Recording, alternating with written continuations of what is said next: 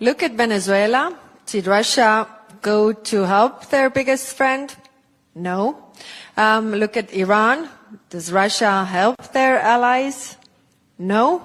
So I wouldn't really put my bets on Russia because they are really failing their friends. Oh, Syria, Assad regime, the same. I mean, they totally left them alone. It's like, okay, don't look at us. So first, this is my first point. Second point is that, we are a reliable partner.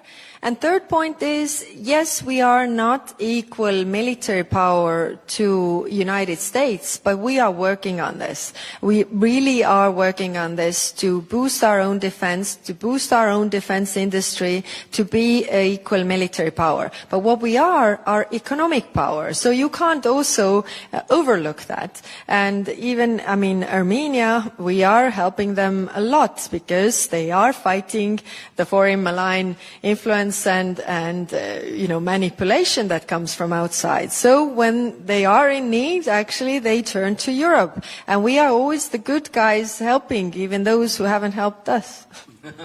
Okay.